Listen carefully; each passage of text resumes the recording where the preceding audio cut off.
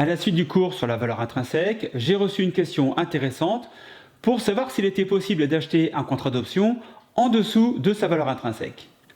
Avant de vous apporter des éléments de réponse, si vous découvrez notre chaîne YouTube pour la première fois, je vous invite à vous abonner pour ne manquer aucune des prochaines vidéos.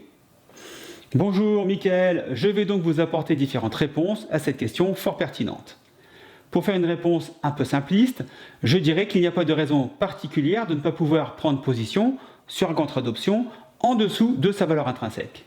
Avant toute chose, si un jour vous trouvez un contrat d'option dans ces conditions, n'hésitez absolument pas une seule seconde à rentrer dessus car vous serez immédiatement gagnant.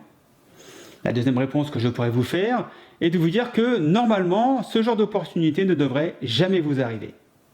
Autant vous dire que ce type de situation est extrêmement rare, même si elles ont pu se présenter il y a quelques années à la suite d'erreurs de calcul d'un market maker. Ce genre d'anomalie est aujourd'hui tout de suite repéré et vous laisse peu de chances de pouvoir en profiter. Alors pourquoi ce type d'erreur ne se présente plus ?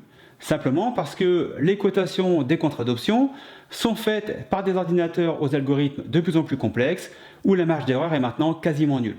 De plus, la cotation de contrats hebdomadaires, voire plusieurs fois par semaine, comme par exemple pour l'ETF SPY du S&P 500, fluidifie énormément le marché et le rend beaucoup plus efficient. Une des seules opportunités de trouver une telle pépite est de tomber à l'instant où un trader d'options indépendant, comme vous et moi, souhaite sortir à tout prix de sa position en ayant mis un prix de vente très décalé du prix du marché. Cela arrive parfois dans la vie courante, quand quelqu'un doit se débarrasser d'un bien quelconque et est prêt à faire une concession sur le prix. Mais les sites de petites annonces ne sont pas gérés par des acheteurs et des vendeurs avec des programmes algorithmiques hyper performants. Rappelez-vous que la valeur intrinsèque d'un contrat d'option se fait à l'instant T comme si le contrat devait être exercé immédiatement. Prenons l'exemple suivant d'une action qui vaut 50 $ et vous décidez d'acheter un call 49 $.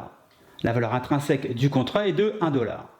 Le prix du contrat sera au minimum de 1 $ car vous avez en plus dans le prix du contrat au minimum de la valeur temps et de la volatilité. Si ce même contrat avait une valeur de par exemple 50 cents, il serait alors très facile d'acheter le contrat pour 50 cents, d'assigner le vendeur du contrat en lui faisant vendre les actions à 49 $, mais qui valent en réalité 50 $ sur le marché. Vous revendez immédiatement les actions pour 50 $, puisque c'est leur prix actuel, et vous empochez ainsi la différence de 50 cents par action, soit 50 $ par contrat acheté.